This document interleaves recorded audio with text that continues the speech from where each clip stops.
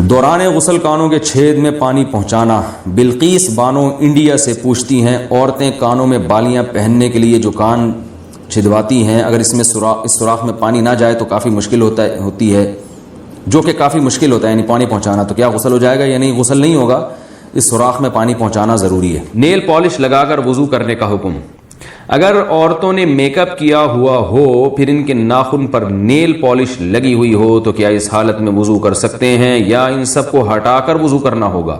زوجہ عبدالباسط سکھر سے۔ Nail polish جو نارملی آتی ہے اس میں پانی نہیں جاتا تو اس کو ہٹا کر وضو کرنا ہوگا۔ باقی میک اپ تو جہاں تک ہمیں معلومات ہیں اس میں پانی چلا جاتا ہے، لیکن اگر کوئی ایسا میک اپ ہے جس کی باقاعدہ تہ جم رہی ہے اور اس پہ پانی نہیں جا رہا، اور اس کا طریقہ میں بتاتے رہتا ہوں کہ کاغذ پہ اس کو لگائیں اور دیکھیں اس کے اندر پانی کا ٹپکا گرا کے پانی اس میں جذب ہوتا ہے کہ نہیں ہوتا۔ اگر ہو رہا ہے تو اس کا مطلب وضو ہو جائے گا، نہیں ہو رہا تو اس کا مطلب کہ چہرے پر بھی جب یہ میک اپ لگا ہوگا تو پانی اس میں نہیں جا رہا، ایسی صورت میں وضو نہیں ہوگا، غسل نہیں ہوگا۔ نیل پالش کا کچھ حصہ رہ گیا تو نماز اور غسل کا حکم۔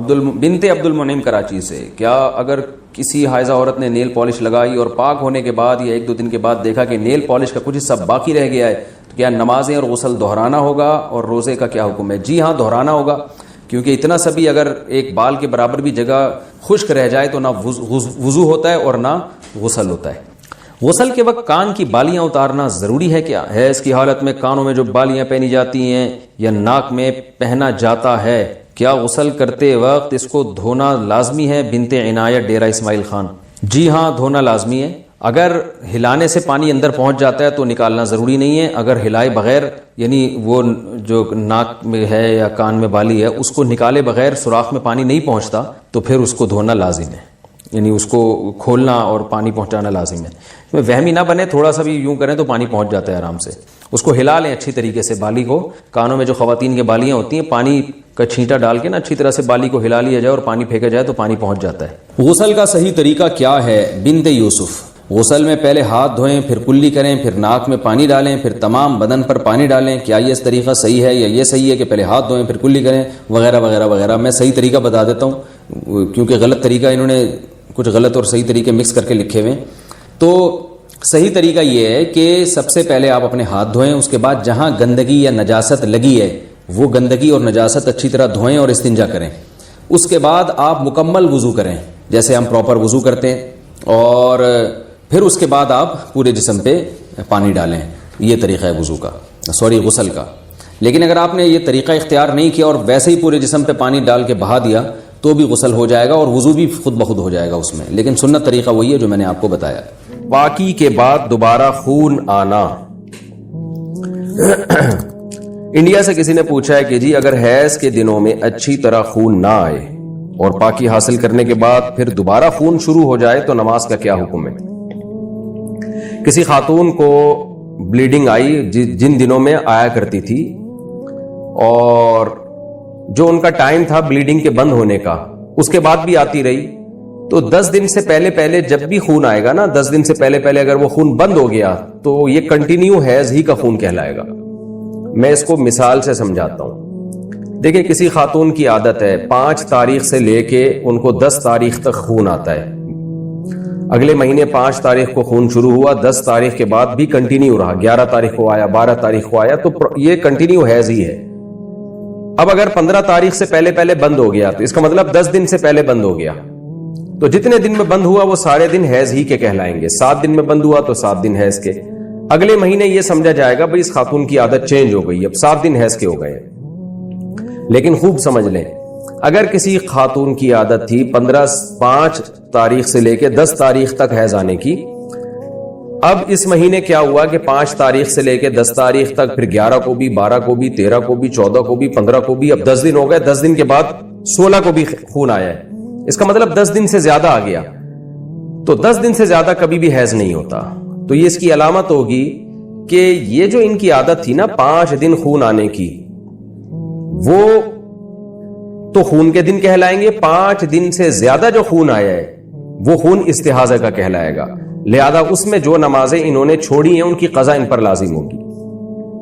جیسے 5 تاریخ کو خون آیا، 10 تاریخ کو بند ہونا تھا، عادت ان کی یہی تھی کہ 10 تاریخ کو بند ہو جاتا تھا، اس دفعہ نہیں ہوا، تو اگر 10 دن تک کنٹینیو خون آتا رہا، یعنی 15 تاریخ تک خون آتا رہا اور 15 تاریخ سے تجاوز کر گیا تو پھر یہ سمجھا جائے گا کہ یہ سارا اضافی خون یہ استحاضے کا ہے, یہ حیض کا نہیں ہے. لہذا 5 دنوں میں جو اضافی نمازیں چھوڑی ہیں انہوں نے, وہ نمازیں ان کو لوٹانی پڑے گی, قضا کرنی پڑے گی. اور اگر 15 تاریخ سے پہلے بند ہو گیا تو اس کا مطلب کنٹینیو 10 دن سے زیادہ نہیں آیا, 10 دن سے پہلے بند ہو گیا تو وہ سارے حیضی کا خون کہلائے گا. تسہیل بہشتی زیور کتاب خواتین کو چاہیے گھر میں رکھیں حیض و نفاس کے مسائل سمجھنے کے لیے. حیض و نفاس کے مسائل ایک دفعہ اچھی طرح سے سمجھ لیں تو بہت اس میں خواتین کو مہارت ہو جاتی ہے. تو بہشتی زیور میں بڑے آسان انداز سے لکھے ہوئے ہیں حیض و نفاس کے مسائل.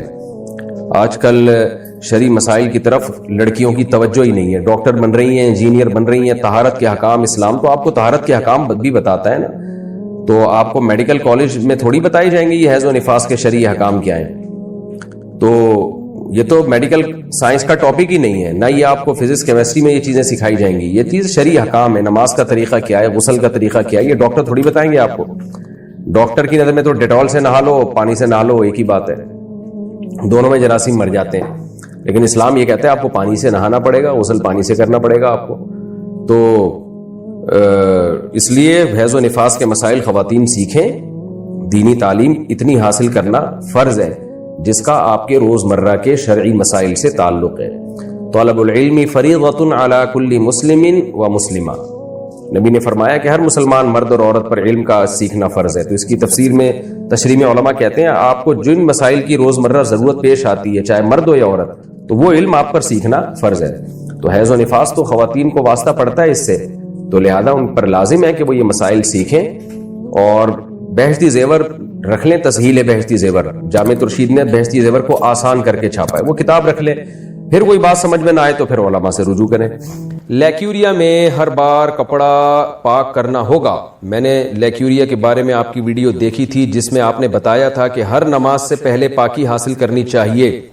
تو اگر شلوار پر ناپاکی لگ گئی ہے تو کیا ہر دفعہ نماز سے پہلے اسے بدلنا یا دھونا ضروری ہوگا یا کیا حکم ہوگا؟ مریم صاحبہ کراچی سے. دیکھیں لیکیوریا میں اگر اتنی تھوڑی سی 1-2 قطرے شلوار پہ لگے ہیں, 1-2 قطرے, تو وہ تو اس کو تو دھونا ضروری نہیں ہے. کم سے کم 1 درہم کے بقدر, یعنی ہتھیلی کی جو گہرائی ہے نا, اس کے بقدر اگر نجاست پھیل گئی ہے تو پھر اس کو دھونا لازم ہے. تو اندازے سے شلوار کو یا کوئی بھی جو بھی چیز پہنی ہوئی ہے اس کو اندازے سے آپ کا غالب گمان لگائیں کہ یار کہاں گندگی لگی ہوگی, تو وہ پلو پکڑ کے نلکے کے نیچے اتنا دھو کے رگڑ دیا جائے. تو بس پھر وہم نہ کیا جائے. یعنی یہ ضروری نہیں ہے اگر جیسے شلوار پہ نجاست لگی, جب آپ نے دھونے کے لیے گئے اس کو واش روم میں تو پتہ نہیں چل رہا کہاں لگی ہے, تو اندازے سے بھی دھو لیں گے کپڑا پاک ہو جائے گا. اسپیسیفک وہ جگہ ضروری نہیں ہے اگر آپ کو یاد نہیں ہے وہ. تو ایک غالب گمان, ایک اندازہ لگائیں کہ یہاں شلوار میں ناپاکی لگی ہوگی, اس کے بعد اس کو آپ نے تھوڑا سا پانی سے ایسے کر کے نلکا پہ پانی بہایا اور تھوڑا رگڑ کے نچوڑ دیا, تو بہانے سے پانی جو ہے وہ پاک ہو جاتا ہے, کپڑا پاک ہو جاتا ہے پانی بہانے سے. مفتی طارق مسعود صاحب کے بیانات سننے کے لیے youtube.com/مفتی طارق مسعود کو سبسکرائب کریں. اور اگر آپ لائیو ویڈیو کو کبھی بھی مس نہیں کرنا چاہتے ہیں تو سبسکرائب کرنے کے بعد بیل آئیکن پہ کلک کرنا مت بھولیں. جزاک اللہ. عرب جو تھے نا ان میں ویسے ہی قوم, جب کسی قوم میں قوم پرستی پہلے سے ہی ہو تو آپ کو پتا ہے اس پہ تو قوم صرف چنگاری میں آگ لگانے کی دیر ہوتی ہے. ایک تیل جلنے کے لیے تیار ہے پیٹرول, اس میں تو آگ لگاؤ گے بھڑک اٹھے گا. تو عرب تو ویسے ہی قوم, ان کو تو قومی لیڈر چاہیے تھا. اگر پیغمبر صلی اللہ علیہ وسلم کہتے ویسے بھی آپ بڑی قوم میں پیدا ہوئے, قریش میں سرداروں کی قوم میں پیدا ہوئے, آپ کہتے ہیں میں آج سے تمہارا سردار ہوں اور میں یہ مشن لے کر آیا ہوں کہ تم عربی ہو, تم صرف یہاں تک تم جو ہے تمہاری معیشت بھی کمزور ہے, تو میں ایک لیڈر ہوں, میں پوری دنیا میں تمہیں امام بناؤں گا. نہیں ہوتے تھے اس وقت, جس کی لاٹھی اس کی بھینس, تلوار کی طاقت سے جو مرضی کر لو. تو آؤ ہم اکٹھے ہوتے ہیں, آپس کی لڑائیاں ختم کرتے ہیں اور ہم اکٹھے ہو کے دنیا فتح کرنا شروع کر دیتے ہیں. اگر ہمارے نبی یہ کام کرتے تو 100% کامیاب ہوتے, کیونکہ عربوں کو جتنا اعتماد محمد صلی اللہ علیہ وسلم کی دیانتداری پہ تھا اتنا کسی اور پہ لوگوں کو اعتماد نہیں تھا. تو پہلے سے آپ کو صادق امین مانتے تھے. کمال کی بات ہے کہ ہمارے نبی کی تلوار جو اٹھی ہے نا سب سے پہلے, وہ کس کے خلاف اٹھی ہے؟ عربوں کے خلاف اٹھی ہے. پہلی جنگ کون سی ہوئی ہے؟ بدر. ایسا ہی ہے نا. تو بدر میں ادھر بھی عربی ادھر بھی عربی, پھر عربوں کی ذیلی قومیں, عربوں میں قوم ہے قریش, تو ادھر بھی قریش ادھر بھی قریش. پھر قریش کا قبیلہ تھا جو بڑا اعلیٰ سمجھا جاتا تھا, بنو ہاشم, ادھر بھی بنو ہاشم ادھر بھی بنو ہاشم. بنو ہاشم کی تلوار سب سے پہلے بنو ہاشم کے خلاف اٹھی ہے اسلام میں. اس سے صاف دنیا کو میسج دے دیا کہ ہم دنیا میں عربیت کو فروغ دینے کے لیے یا عربوں کو دنیا کا امام بنانے کے لیے نہیں آئے, ہم دنیا میں اسلام کو غالب کرنے کے لیے آئے ہیں. میں اکثر ایک حوالہ دیتا ہوں نا, سعودی عرب کے ایک بڑے پرہیزگار عالم تھے شیخ صالح العثیمین رحمہ اللہ تعالی, ان کی ایک آڈیو میں نے سنی, بڑی پیاری بات کی انہوں نے کہا کہ یہ جو عرب اسرائیل جنگ ہے اس میں اسرائیل کو فتح نہیں ہوگی. کیوں نہیں ہوگی؟ نام ہی ٹھیک نہیں ہے اس جنگ کا. اسرائیل کو, میں نے کیا بولا, اسرائیل کو فتح نہیں, سوری عربوں کو فتح نہیں ہوگی, الٹا کہہ دیا, الٹا کہہ دیا. پوچھ کے آنا ابا سے, جو پچھلے والا کام لگایا ہے وہ والا بھی جو آپ کے ذمہ کام لگایا نا, ابا سے پوچھو کیا کام لگایا. ہاں ضیاء, اسرائیل کو عربوں کو فتح نہیں ہوگی. سوری میں نے غلط کہہ دیا, یہ عرب عالم ہی کا بتا رہا ہوں, سعودیہ کے بہت بڑے عالم تھے, کہ اس جنگ میں ہم جو امیدیں لگا کے بیٹھے کہ عربوں کو فتح ہوگی, انہوں نے کہا جب تک اس کا نام چینج نہیں ہوگا اللہ کی مدد نہیں آئے گی. کیوں؟ اسرائیل کی جب عربوں سے جنگ ہو رہی ہے تو آپ اس کو عرب کیوں کہہ رہے ہو؟ کہا کہ اللہ نے عرب قوم کی مدد کا وعدہ نہیں کیا. اللہ نے اگر عرب قوم کی مدد کا وعدہ کیا ہوتا تو ابو جہل کو سردار بنا دیا جاتا نا, عرب تو پہلے سے تھے. اللہ نے اسلام کی مدد کا وعدہ کیا ہے, تو یہ عرب اسرائیل جنگ نہیں ہے, یہ اسلام اور اسرائیل کی جنگ ہے, یہ مسلم اور اسرائیل کی جنگ ہے. سمجھتا نہیں. اور یہ آپ کو بتاؤں, ایک سازش کے تحت یہودی نے یہ نعرہ لگوایا ہے تاکہ یہ جنگ عالم اسلام میں پھیلے نہیں. یہودی بہت ہوشیار ہے.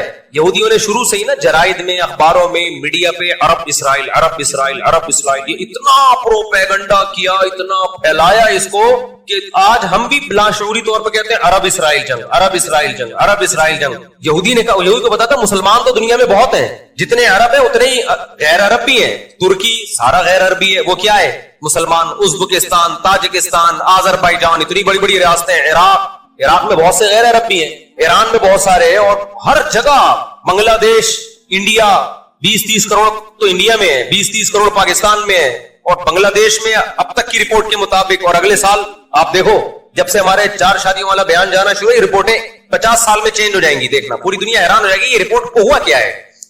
سمجھ آ رہی ہے نا بات؟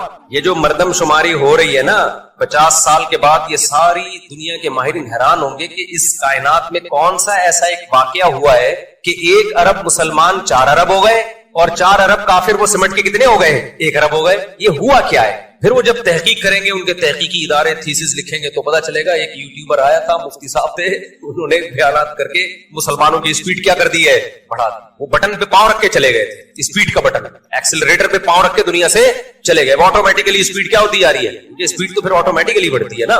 جب آپ کے 18 ہوں گے تو پھر 18 میں سے ہر ایک کے 18 پھر ان کے, تو آپ کو بتاؤ یہ تو تھوڑے دنوں میں اسلام دنیا میں غالب آ جائے گا. اچھا خیر, اب کیا ہے, تو یہ ایک نعرہ لگایا گیا. اب دیکھو عراق پہ جب بمباری ہو رہی تھی نا, 27 اتحادی ملک مل کے عراق پہ بم برسا رہے تھے, تو عربوں کا پتہ ہے کیا بیان آیا تھا عرب حکمرانوں کا, کہ کسی اور عرب ملک پہ اٹیک ہم برداشت نہیں کریں گے. میں چھوٹا تھا اس وقت, لیکن مجھے بڑا افسوس ہوا. میں نے کہا کاش یہ جو عرب کنٹری کا بادشاہ یہ کہہ دیتا کہ کسی اور اسلامی ملک پہ ہم یہ برداشت, اول تو عراق پہ بھی برداشت نہیں کرنا چاہیے, لیکن اگر آپ مجبوری میں برداشت کر رہے ہو تو آپ یہ کہہ دو نا کہ عراق ایک اسلامی کنٹری ہے, اس پہ تو ہو گیا, کسی اور کنٹری پہ ہوگا تو ہم برداشت, کسی اور اسلامی کنٹری پہ ہوگا تو ہم برداشت نہیں کریں گے. لیکن پروپیگنڈے کا اثر دیکھو کہ جو عرب ممالک کے بادشاہ ہیں ان کی زبان پہ بھی اسلام نہیں آتا. کیا آ رہا ہے؟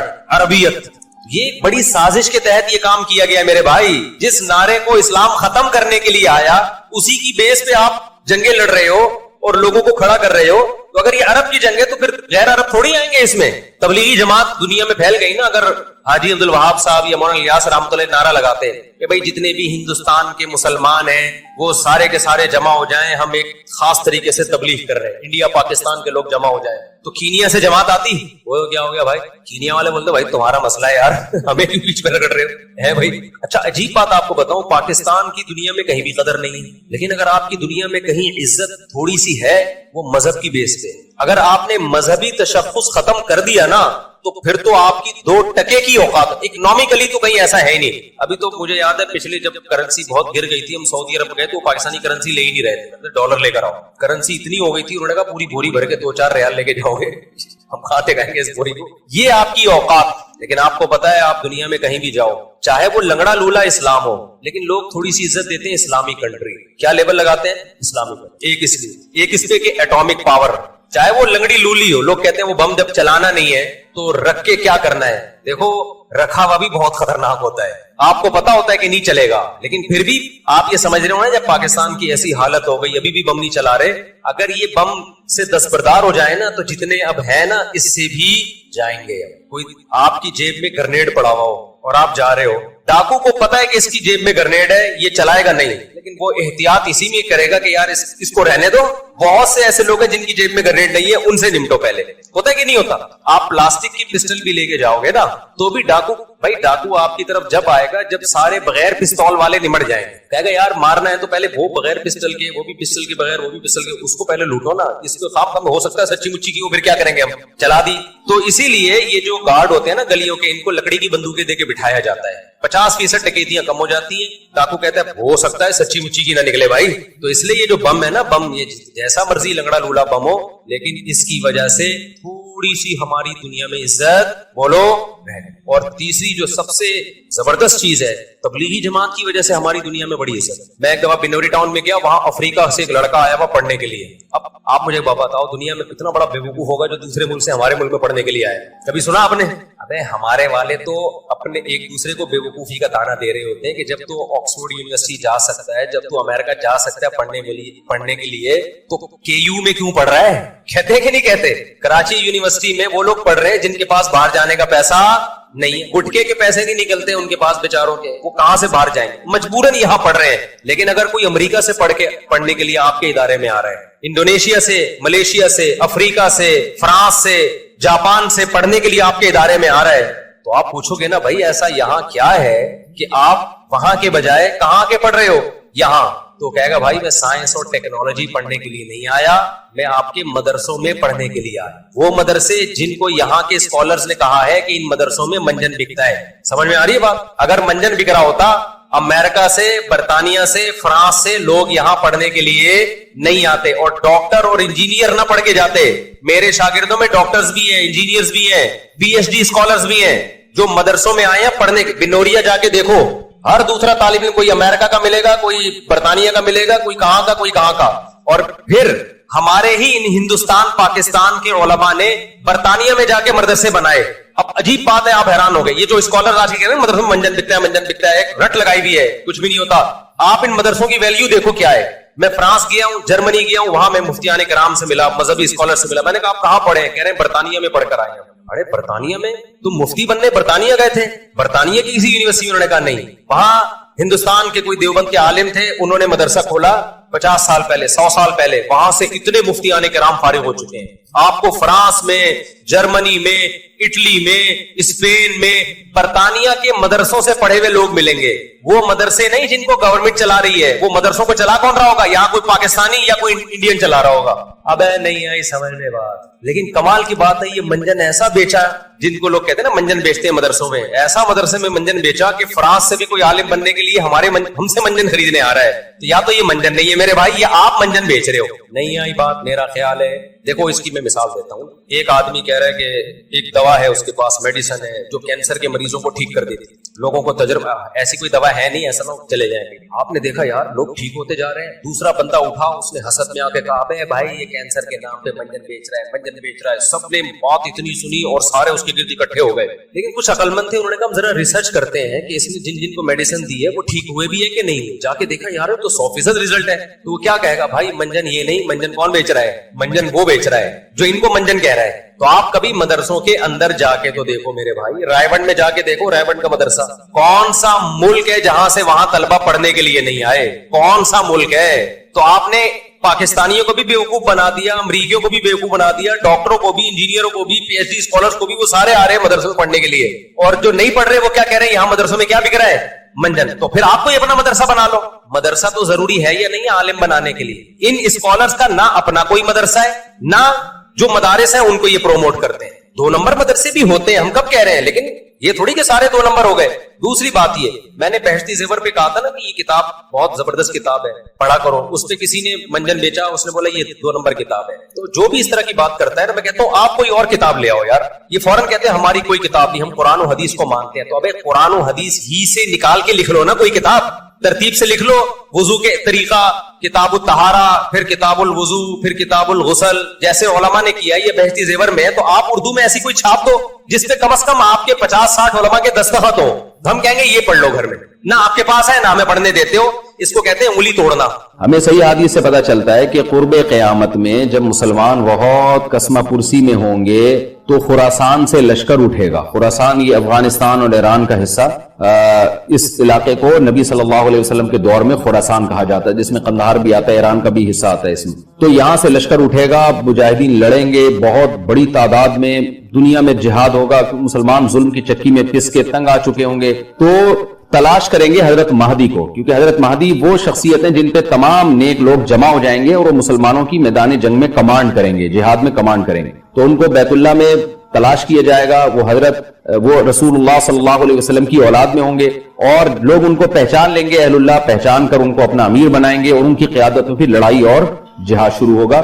یاجوج ماجوج قیامت کی نشانیوں میں سے ایک بہت بڑی نشانی ہوگی, یعنی اس بات کی علامت ہوگی کہ اب قیامت بہت قریب ہے. تو حضرت عیسیٰ ابن مریم علیہ السلام جب نازل ہوں گے, میں تھوڑی سی ترتیب بیان کر دیتا ہوں کہ کیونکہ بات یاجوج ماجوج کی چل رہی ہے تو اس سے منسلک جو واقعات ہیں جو اس دور میں ہوں گے وہ بھی میں اسی لیکچر کے ضمن میں بیان کر دیتا ہوں. وَكَانَ وَعْدُ رَبِّي حَقًّا, اور میرے رب کا وعدہ سچا ہے. وعدے سے مراد کیا ہے؟ دونوں مراد ہو سکتے ہیں, یا تو قیامت مراد ہو سکتی ہے کہ قیامت میں سب چیزیں ہی ٹوٹ جائیں گی, یا جو احادیث میں آیا ہے کہ جب یاجوج ماجوج قرب قیامت میں ظاہر ہوں گے تو وہ دیوار ختم ہو جائے گی, یا تو وہ مراد ہے. وَتَرَكْنَا بَعْضَهُمْ يَوْمَئِذٍ يَمُوجُ فِي بَعْضٍ, اور ہم ان میں سے بعض کو, یعنی جو یاجوج ماجوج ہیں ان میں سے بعض کو, یومئذ جس دن ایسا ہوگا, جس دن اللہ کا وعدہ آئے گا اور یہ دیوار ٹوٹے گی, یموج فی بعض, ہم ان کو ایسا کر دیں گے کہ یہ ایک دوسرے میں گھس رہے ہوں گے. یہ مضمون احادیث میں آیا ہے. دیکھیں قرآن میں اور احادیث صحیحہ میں جو یاجوج ماجوج اور اس دیوار کا ہمیں ملتا ہے نا, میں صرف اس کو آپ کے سامنے بیان کروں گا. باقی اس بارے میں ڈیٹیل میں آپ جائیں گے تو بہت کچھ آپ کو انٹرنیٹ پہ بھی مل جائے گا, مفسرین کی کتابوں میں بھی مل جائے گا, اور لوگوں کی اپنی اپنی تحقیقات ہیں, اپنے اپنے تبصرے ہیں. نہ میں ان تبصروں کو صحیح کہہ رہا ہوں نہ غلط کہہ رہا ہوں, کتابیں بھری ہوئی ہیں, وہ آپ جائیں پڑھیں اس کو. لیکن جتنی بات قرآن سے اور صحیح احادیث سے یاجوج ماجوج کے بارے میں ثابت ہوتی ہے, میں صرف اس کو آپ کے سامنے ابھی پیش کر رہا ہوں. پہلا عقیدہ تو یہ ثابت ہوتا ہے کہ یاجوج ماجوج ایک قوم ہے, انسان ہے, وہ کوئی انسانوں کے علاوہ کوئی الگ مخلوق نہیں ہے, لیکن ہے بڑے فسادی.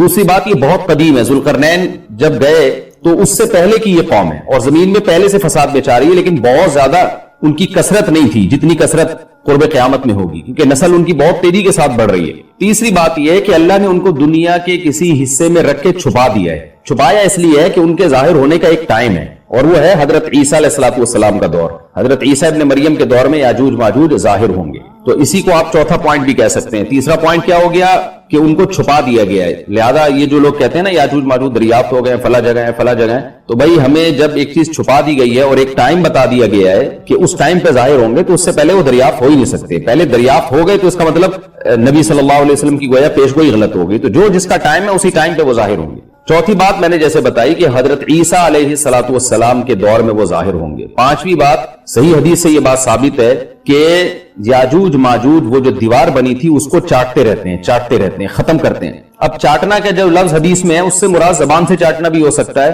اور یہ کنایا بھی ہو سکتا ہے کہ اس کو ختم کرنے کی کوشش میں لگے ہوئے ہیں. اور ایسے چاٹنا, جب ہم کوئی چیز چاٹتے ہیں نا تو بہت تھوڑی تھوڑی وہ ختم ہوتی ہے. تو اتنی موٹی اتنی بڑی دیوار ہے کہ وہ انہوں نے اپنی اسٹرگل اور اپنی محنت نہیں چھوڑی ہے, تو وہ دیوار کو کسی نہ کسی طریقے سے گھسائی میں اس کے لگے رہتے ہیں. تو زبان سے بھی چاٹنا ہو سکتا ہے اور کسی اور طریقے سے اس کو ختم کرنے کی کوشش بھی مراد ہو سکتی ہے.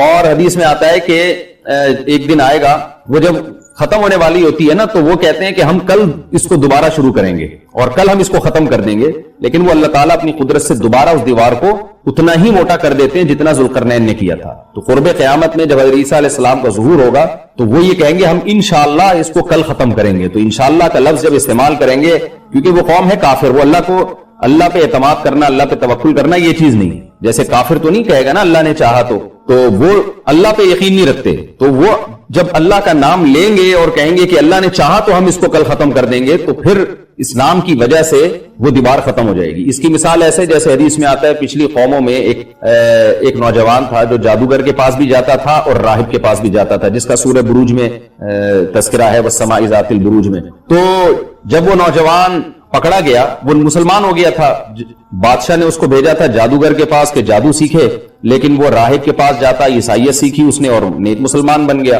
تو بادشاہ نے اس کو قتل کرنے کی حتی الامکان کوشش کی, مگر وہ قتل نہیں ہو پا رہا تھا. بادشاہ نے اس کو پہاڑ پہ بھیجا اپنے سپاہیوں کو لے کے کہ پہاڑ سے لے جا کے اس کو گرا دو, لیکن اللہ نے مدد کی کہ وہ سپاہی گر گئے, یہ بچ گیا.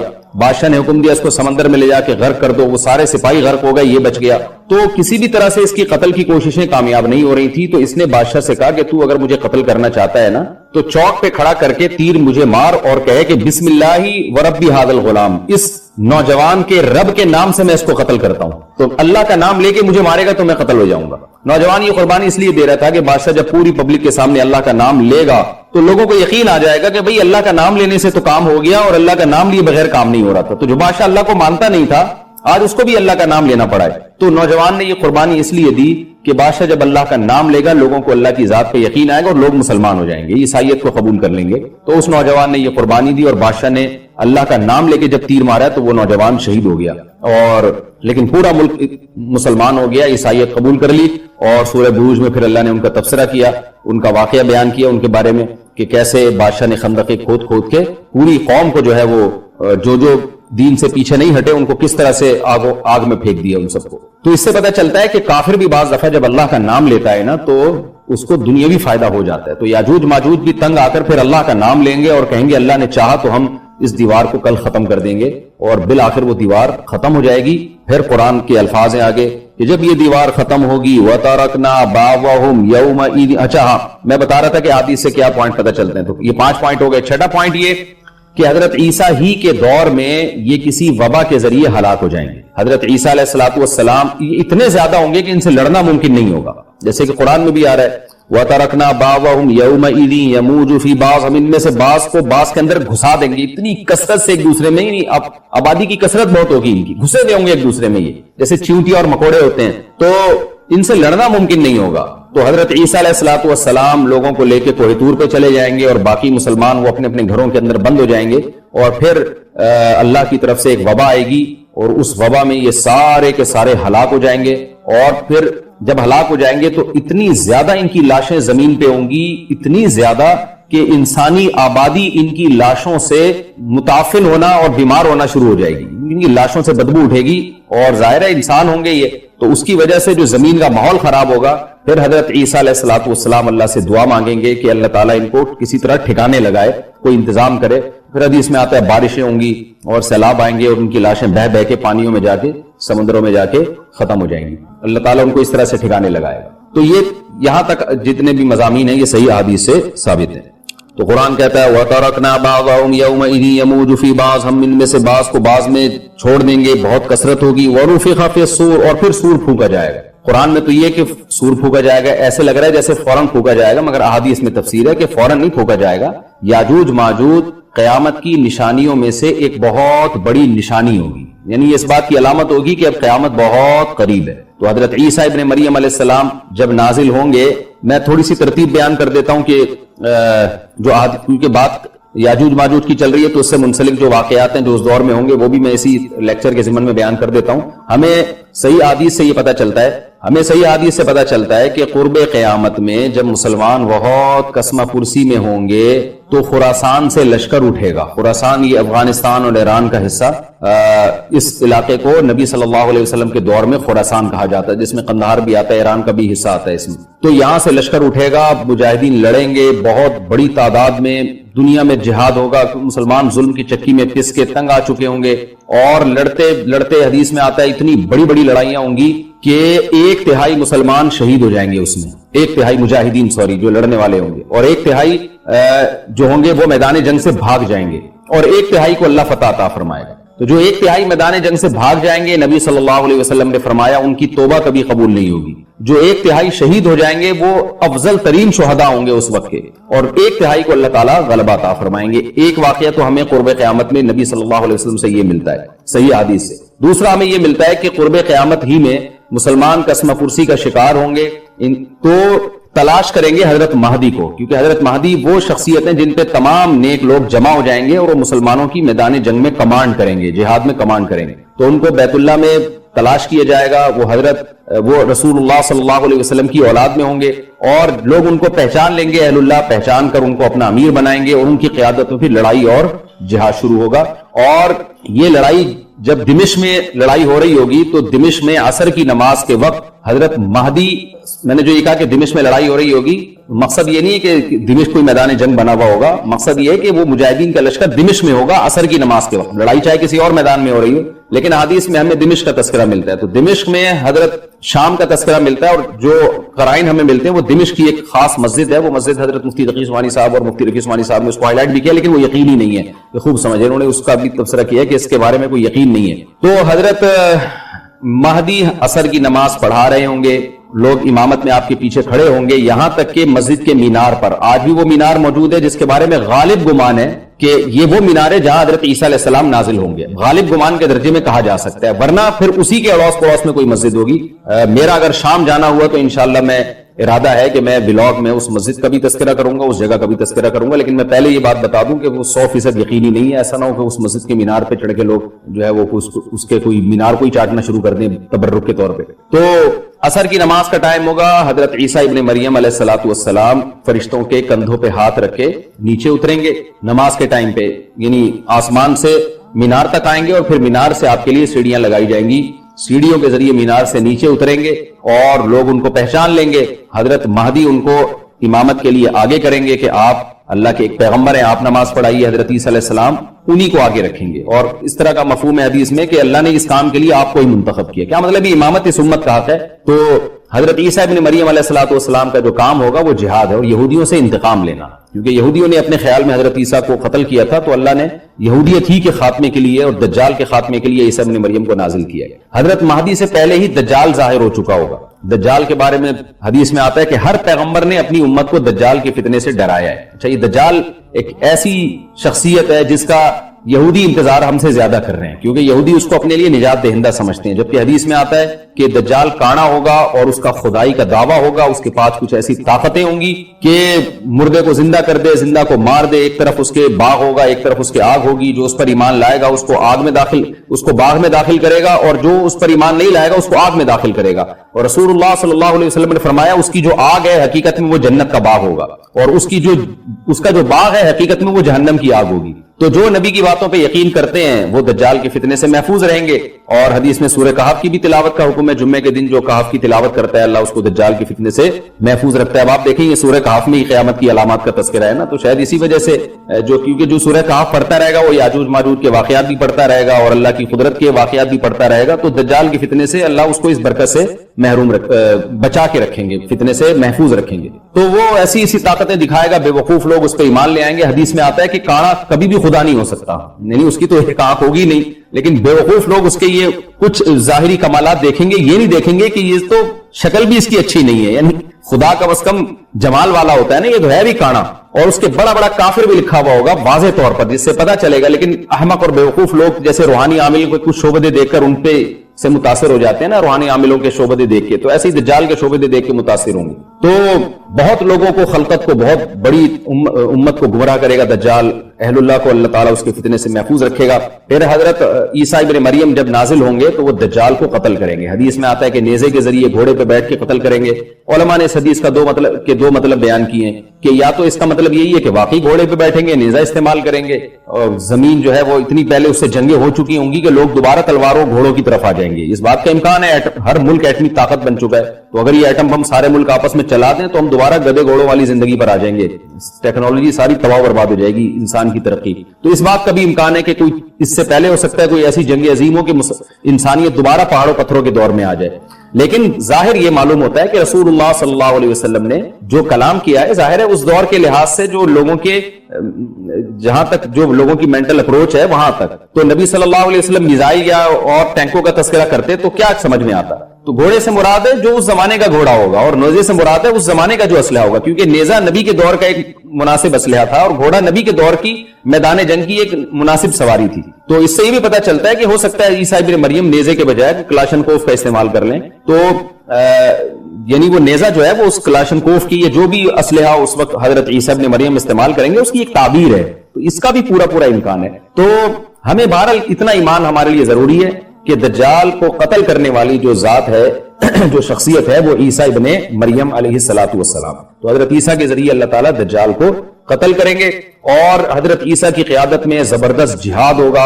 حدیث میں آتا ہے کہ عیسیٰ ابن مریم اس دنیا کو امن سے بھر دیں گے, اتنا امن ہو جائے گا اور اتنی مالی فراوانی ہوگی, اتنی مالی, کیونکہ دنیا میں مال بہت ہے, ڈسٹریبیوشن صحیح نہیں ہے, جو تقسیم ہے نا مال کی وہ ظالمانہ ہے, جس کی وجہ سے غریب سے غریب تر ہے, امیر سے امیر تر ہے. حضرت عیسیٰ ابن مریم ایسا نظام قائم کریں گے کہ جس سے مال کی صحیح تقسیم ہو, اور لوگ اٹھیں گے زکوٰۃ کا مستحق تلاش کریں گے اور لوگوں کو زکوٰۃ کا مستحق نظر نہیں آئے گا, غریب تلاش کرنا مشکل ہو جائے گا. یعنی ایک آدمی, حدیث کے مفہوم ہے کہ زکوٰۃ لے کے گھومتا رہے گا اور اس کو کوئی غریب نہیں ملے گا, اتنی مالی فراوانی ہو جائے گی. پھر ترمذی کی روایت میں آتا ہے کہ اللہ کی طرف سے برکتیں ایسی نازل ہوں گی کہ بڑے بڑے انار پیدا ہوں گے, بڑے بڑے انگور پیدا ہوں گے, زمین اپنی برکتیں کھول دے گی. اور حضرت عیسیٰ علیہ السلام خنزیر کو بھی دنیا سے ختم کر دیں گے, خنزیر کی نسل کو ختم کر دیا جائے گا. وَيَضَعُ الْجِزْيَةَ, اور جزیے کا نظام ختم, اما الاسلام و اما السیف, یا تو تلوار یا اسلام, اس کے علاوہ نہیں. تو نبی صلی اللہ علیہ وسلم کو اللہ نے جس مقصد کے لیے دنیا میں بھیجا تھا, اس مقصد کی جو تکمیل ہے وہ عیسیٰ ابن مریم کے ذریعے.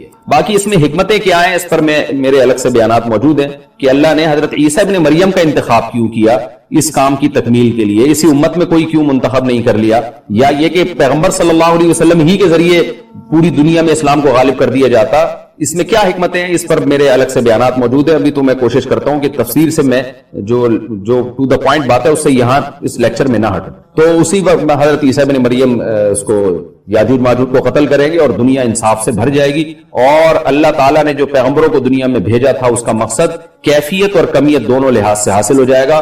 اس کے بعد پھر آہستہ آہستہ دنیا میں زوال شروع ہوگا, اور پھر جب پوری دنیا کے لوگ زوال کا شکار ہوتے ہوتے کفر کی طرف جائیں گے, گناہوں کی طرف, اور حدیث میں آتا ہے جب تک ایک شخص بھی اللہ کا نام لینے والا ہوگا اس دنیا پر قیامت نہیں آئے گی, یہاں تک کہ آخری شخص دنیا سے اٹھے گا جو اللہ کا نام لیا کرتا تھا. اس کے بعد اللہ تعالیٰ سور پھونکیں گے, جبریل کو حکم دیں گے سور پھونکنے کا, اور اس دنیا کو تباہ و برباد کر دیا جائے گا. تو آگے قرآن کہتا ہے وَنُفِخَ فِي الصُّورِ, اور پھر سور میں پھونکا جائے گا, فَجَمَعْنَاهُمْ جَمْعًا, پھر ہم ان تمام انسانوں کو جمع کر دیں گے. وَعَرَضْنَا جَهَنَّمَ يَوْمَئِذٍ لِلْكَافِرِينَ عَرْضًا, اور قیامت کے دن ہم جہنم کو یومئذ, جس دن ایسا ہوگا یعنی جس دن سور پھونکا جائے گا, یہ دوسرا سور مراد ہے, للکافرین عرضا, کافروں کے سامنے پیش کر دیں گے. الذین کانت اعینہم فی غطاء عن ذکری, یہ وہ لوگ ہیں جن کی آنکھیں میری یاد سے پردے میں پڑی ہوئی تھی, یعنی میری یاد کی چیزیں ان کو نظر ہی نہیں آتی تھی, غفلت میں پڑی ہوئی تھی جن کی آنکھیں. وکانوا لا یستطیعون السمع, اور یہ سننے کی صلاحیت بھی نہیں رکھتے تھے, نہ حق بات سنتے تھے نہ حق دیکھتے تھے, بس اپنے خواہشات کی جو چیزیں ہیں وہ ان کو اچھی لگتی تھیں اور وہی ان کو سمجھ میں آتی تھی. تو یہ ہمارا رکوع الحمدللہ کمپلیٹ ہو گیا. اس رکوع میں ہمیں بہت سارے اسباق ملتے ہیں, میں نمبر وار اس کو مختصراً بیان کر دیتا ہوں. پہلی بات تو یہ کہ دیکھیں اللہ تعالیٰ نے کیسے کیسے بادشاہ دنیا میں بھیجے ہیں اور کتنے پاورفل بادشاہ. حضرت ذوالقرنین کا نام ہی قرن والا, دو کناروں والا, زمین کے بہت بڑے حصے کو حضرت ذوالقرنین نے فتح کیا, اور اللہ کے نیک بندے کیسے اللہ کے راستے میں لڑتے رہے ہیں. تو یہ جو لوگ بیٹھ جاتے ہیں نا بس عبادت کرو اور لڑائی وڑائی اسلام میں ہے ہی نہیں, یہ دنیا میں کوئی بھی عقل مند اس نظریے کا حامی نہیں ہوگا. تو طاقت اور قوت کی اسلام میں بہت زیادہ اہمیت ہے. اس سے ہمیں یہ بھی پتہ چلتا ہے کہ اپنے ملک کی, خاص طور پر اسلامی ملک کی جو فوجی قوتیں ہیں, جو فوجی طاقتیں ہیں, ان کی ہمیں قدر کرنی چاہیے. کیونکہ اگر کوئی بھی ملک عسکری لحاظ سے کمزور ہو جائے, کیونکہ اللہ تعالیٰ تو جو عسکری لحاظ سے طاقتور قومیں تھیں اللہ نے ان کا کتنا تذکرہ کیا, ہاں وہ اللہ کے باغی نہ ہو. تو اسلامی ملک میں کوئی بھی اسلامی کنٹری ہے, چاہے سعودی عرب ہے, چاہے پاکستان ہے, چاہے ترکی ہے, کوئی بھی اسلامی کنٹری ہے, اس کی فوج کی قدر کرنی چاہیے, کیونکہ اسی کی وجہ سے ملک کا بارڈر محفوظ ہوتا ہے. اگر مسلمان عسکری لحاظ سے کمزور ہونا شروع ہو جائے تو کافر ہمیں گاجر مولی کی طرح کاٹنا شروع کر دیں, اسلام دشمن قوتیں ہمیں کھا جائیں, ختم کر دیں ہمیں کھا کے. تو نیک قوتوں کو اپنی بقا کے لیے ہمیشہ سے اسلحے کی اور طاقت کی ضرورت رہتی ہے. اس کی اہمیت اسلام میں بہت زیادہ ہے. موسیٰ علیہ الصلوۃ والسلام کے بعد کتنے بڑے بڑے جنگی کمانڈر پیدا ہوئے. ذوالقرنین کا اللہ نے کیسا تذکرہ کیا, ذوالقرنین کی عبادت کا کہیں بھی تذکرہ نہیں, حالانکہ وہ بڑے عبادت گزار بھی تھے. داؤد علیہ السلام کی عبادت کا تذکرہ بھی ہے, ان کی تلوار اور طاقت کا تذکرہ بھی ہے. تو اللہ تعالیٰ جہاں عبادت کا تذکرہ کرتے ہیں تو طاقت اور قوت کا بھی تذکرہ کرتے ہیں. اس سے عسکری لحاظ سے اپنے آپ کو مضبوط کرنے کی اہمیت کا ہمیں پتہ چلتا ہے کہ اسلام میں اس کی بڑی اہمیت ہے. کسی بھی اسلامی ملک کی فوج کا مورال کسی بھی لحاظ سے ڈاؤن نہیں ہونا چاہیے, اور عسکری لحاظ سے وہ کسی بھی لحاظ سے کمزور نہیں ہونی چاہیے. اور اس کو چاہیے کہ اعدوا لهم ما استطعتم من قوہ پر عمل کرے، کہ قرآن کہہ رہا ہے روز بروز اپنی طاقت اور قوت میں اضافہ کرنے کی کوشش کرو. اس سے مسلم قوم کو کبھی بھی غافل نہیں ہونا چاہیے، اور کوئی بھی ایسا کام جس سے مسلمان قوتیں اور طاقتیں کمزور ہونا شروع ہو جائیں، اس کام سے ہمیں بچنا چاہیے. دوسری بات ہمیں یہ پتہ چلی کہ اللہ تعالیٰ نے اہل اسلام کے ذمے پوری دنیا کی ذمہ داری لگائی ہے، کسی ایک ملک کی نہیں. جتنے بھی پیغمبر آئے ہیں جب وہ دنیا فتح کرنا شروع کی ہے تو کہیں رکے نہیں ہیں وہ کہ بھئی یہاں تک، اس سے آگے نہیں جانا. ان کی صلاحیت ہی ختم ہو گئی ہو، وسائل ہی ختم ہو گئے ہو تو الگ بات. تو پوری دنیا ہے جس میں اللہ کے دین کو غالب کرنا ہے. اب اس کا طریقہ کیا ہوگا؟ ظاہر ہے جو جس زمانے میں سوٹیبل طریقہ ہو وہ اختیار کیا جائے گا. تو حضرت ذوالقرنین پہلے انتہائی مشرق کی طرف گئے ہیں جہاں سورج نکلتا ہے، تو وہاں سے جہاں سے آبادی شروع ہو رہی ہے، اور ان کا خیال تھا کہ اب آگے آبادی نہیں ہے تو پھر جا کے اسٹاپ کیا ہے. مغرب میں بھی ایسے ہی، شمال میں بھی ایسے ہی. تو ہمیں جب دیکھتے ہیں کہ جب صحابہ کرام نے دنیا فتح کرنا شروع کی ہے تو ہمیں مسلمان کمانڈروں میں بھی ایسے واقعات ملتے ہیں کہ وہ علاقے فتح کرتے کرتے سمندر کے کنارے پہنچے اور انہوں نے سمندر کو دیکھ کے کہا کہ تیرے آگے بھی آبادی ہوتی نا تو ہم اللہ کا کلمہ وہاں بھی بلند کرتے.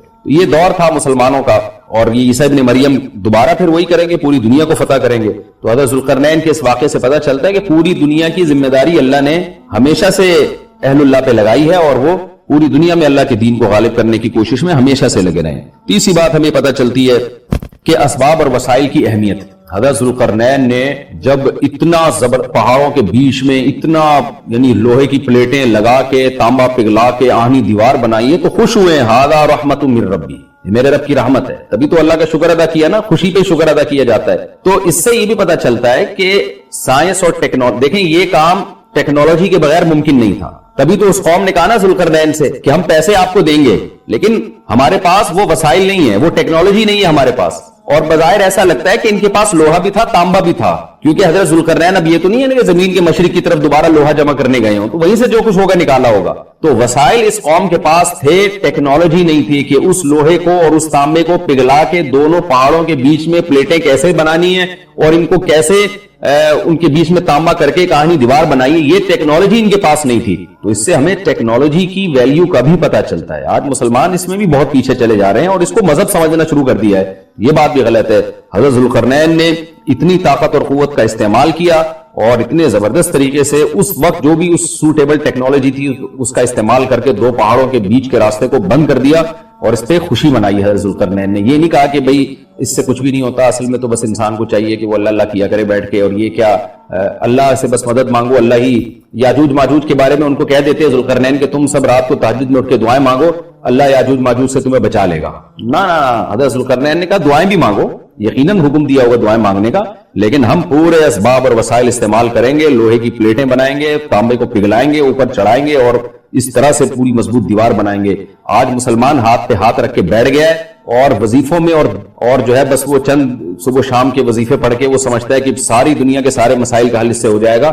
ایسا نہیں ہے. آپ کو بہت زیادہ ترقی کرنی ہے، بہت زیادہ اسباب و وسائل میں آپ کو غیر مسلموں سے آگے نکلنا ہے. جیسے کہ قور اولا کا مسلمان نکلا تھا تبھی اللہ نے اس کے لیے دنیا میں فتوحات کے دروازے کھولے تھے. تو اللہ ہمارے لیے فتوحات کے دروازے جبھی کھولے گا جب ہم عبادت کے ساتھ ساتھ سائنس اور ٹیکنالوجی کے میدان میں بھی آگے بڑھنے کی کوشش کریں. اور ہمیں قرب قیامت کی علامتیں بھی اس رکوع میں پتہ چلتی ہیں. ہمارا رکوع کمپلیٹ ہوا.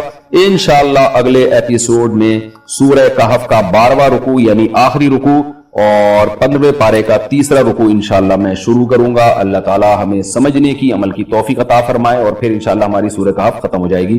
وما علینا الا البلاغ. کہاں گئی وہ عالمی طاقتیں، کہاں گئے وہ تہذیب کے ٹھیکیدار جو ہمیں تہذیب سکھاتے ہیں. ساری دنیا ایک بات جانتی ہے کہ 18ویں 20ویں صدی سے پہلے مکمل فلسطین یہ کس کے پاس تھا؟ بولو بھائی. یہ عربوں کے پاس تھا، مسلمانوں کے پاس تھا، ایک عرب کنٹری تھا. کون سے لا اور کون سے قانون کے تحت اس کو یہودیوں کے حوالے کیا گیا؟ زیادہ لمبی بحث نہ کیا کریں، اسے کہیں ماضی کی طرف جاؤ. کون سے قانون کے تحت اس میں یہودیوں کو لا کے زبردستی بسایا گیا ہے؟ آج بہت سے لبرل لوگ، سیکولر لوگ یا وہ مذہبی لوگ جو اصل میں ان کے دماغ میں سافٹ ویئر سیکولرزم ہی کے انسٹال ہوئے ہوئے ہیں، انہوں نے لبادہ مذہب کا اڑا ہوا ہے. آج وہ بھی چھپے لفظوں میں اسرائیل کی حمایت کر رہے ہوتے ہیں کہ جی زمینیں تو فلسطینیوں نے بیچی تھی یہودیوں کو. آپ اگر اپنے ملک میں کسی کو زمین خریدنے دیتے ہو تو کیا اس کا یہ مطلب ہوتا ہے کہ کل وہ آپ کا باپ بن جائے؟ دنیا میں کہیں کسی کنٹری میں یہ لا ہے کیا؟ آپ نے اجازت دی اپنے پڑوس میں آ کے کسی شخص کو رہنے کی, کل اس نے آپ کے مکان پہ بھی قبضہ کر لیا, کل اس نے اپنی ریاست کا اعلان کر دیا. دنیا میں کہیں بھی اس بات کو تسلیم کیا جائے گا؟ دنیا میں 2 بڑی جنگیں ہو چکی ہیں, ان دونوں بڑی جنگوں میں کہیں بھی کسی مسلمان کا نام بولو نہیں آئے گا, کہیں بھی نہیں آئے گا کہ یہ کسی فلاں مسلم کی وجہ سے ہوئی ہے یہ جنگ. اور اب تیسری جنگ عظیم کی طرح, اور یہ جنگ ہوگی, یہ ذہن میں رکھیں, کیونکہ فلسطینی کسی قیمت پہ بھی یہودیوں کا تسلط فلسطین میں برداشت نہیں کریں گے. They fight to die. وہ لڑ کس کے لیے رہے بھائی؟ بولو موت کے لیے. جو موت کے لیے لڑتا ہے اس کو تو زمین چاہیے ہی نہیں, اس کو اپنا فرض ادا کرنا ہے. بھائی نہیں ہو سکتا, یہ نہیں ہو سکتا. اگر آپ فلسطینیوں کو دبانے کی کوشش کرو گے کہ جنگ کے زور سے ہم ان کو دبا کے ان پہ تسلط قائم کر لیں, تو 60-70 سال سے زیادہ عرصہ ہو گیا جنگ کے ذریعے ان پہ کنٹرول کرنے کی. اب تک کنٹرول, یہ 60 سال کا عرصہ بہت ہوتا ہے. اور اس میں آپ یہ نہ دیکھیں کہ چند یہودی تھے, چند ہزار یا چند لاکھ. اس کے پیچھے بہت بڑی طاقت جس کو امریکہ کہا جاتا ہے, اس طاقت کا بھرپور استعمال, اس کی مکمل سپورٹ کے بغیر کے باوجود بھی اب تک فلسطین پر مکمل کنٹرول نہیں ہوا ہے. انہیں کیا مل رہا ہے ان فلسطینیوں کو بھائی؟ آج وہ اسرائیل کے سامنے ہتھیار ڈال دیں, اسرائیل ان کو نیشنلٹی بھی دے گا, اسرائیل وہ لگژری لائف ان کو دے گا جو جس کا میں اور آپ تصور بھی نہیں کر سکتے. وہ لگژری لائف دے گا ان کو, لیکن وہ کسی قیمت پہ بھی آمادہ نہیں ہوں گے. تو افسوس ہمیں اس پر ہوتا ہے کہ جب ہم نیٹ پہ دیکھتے ہیں نا, انڈیا ساتھ دے رہا ہے اسرائیل کا, اوپر سے کچھ بیان داغ دیتے ہیں تھوڑے سے فلسطینیوں کے حق میں تاکہ لوگوں کی تھوڑی سی ہمدردی ہمیں ملے. پس پردہ مکمل کس کو سپورٹ کر رہا ہے؟ اسرائیل کو. امریکن نیوز چینل بھی اوپر سے بیان دے دیتے ہیں فلسطین میں ظلم ہو رہا ہے, ہم نے اس کو روکنا ہے. مکمل سپورٹ کس کو کر رہا ہے امریکہ؟ اسرائیل. اور برطانیہ تو ہے ہی اس فساد کی بنیاد رکھنے والا. رپورٹیں تو BBC بھی پیش کر رہا ہے فلسطینیوں کے حق میں, لیکن جو ریاست BBC کی مالک ہے وہ سپورٹ کس کو کر رہی ہے؟ اسرائیل. دیکھو ہم نہ یہودی کے خلاف ہیں, نہ عیسائیوں کے خلاف ہیں, نہ ہندوؤں کے خلاف ہیں, نہ سکھوں کے خلاف ہیں.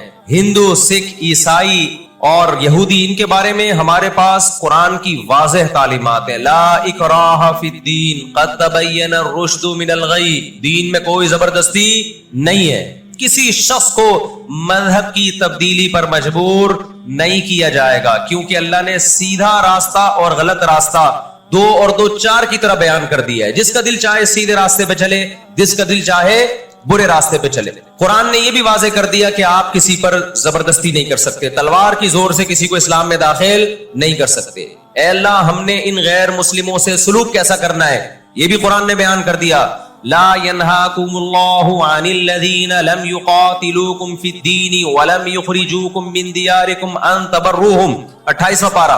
جو بھی غیر مسلم ہے, چاہے وہ یہودی ہو, چاہے وہ عیسائی ہو, چاہے وہ ہندو ہو, سکھ ہو, بدھسٹ ہو, اللہ فرماتے ہیں اللہ تمہیں ان سے اچھے سلوک سے منع نہیں کر رہا, بلکہ اچھے سلوک کا اللہ تمہیں حکم دے رہا ہے. ہمارے نبی صلی اللہ علیہ وسلم جب کوئی یہودی بیمار ہوتا اس کی بھی عیادت کے لیے اسی طرح جایا کرتے تھے جیسے کسی مسلمان کی عیادت کے لیے جاتے. ہمارے نبی کی زوجہ ایک یہودی خاندان سے تھیں, وہ اپنے یہودی خاندان کو ہدیے دیا کرتی تھیں. ہمارے نبی صلی اللہ علیہ وسلم نے اس عمل سے انہیں منع نہیں کیا. اور آج بھی بہت سارے یہودی اسرائیل کے مسئلے میں فلسطینیوں کے ساتھ ہیں, ان کے حق میں مظاہرے کر رہے ہیں. ہماری دشمنی یہودیوں سے نہیں ہے, عیسائیوں سے نہیں ہے, ہماری دشمنی ان یہودیوں سے ہے جو اسرائیل کو سپورٹ کر رہے ہیں. آپ اگر قرآن اٹھا کے دیکھیں, اللہ تعالیٰ نے اپنے محبوب ترین پیغمبر موسیٰ کلیم اللہ وقربناہ نجیہ, جن کے بارے میں قرآن کہتا ہے وہ پیغمبر جن کو کوہ طور پہ بلا کے میں ان سے سرگوشیاں کیا کرتا تھا, اس پیغمبر کو اللہ نے اس قوم کی طرف بھیجا. کس قدر ٹینشن دی یہودیوں نے موسیٰ علیہ السلام کو, کیسے معجزے اپنی آنکھوں سے دیکھ رہے ہیں.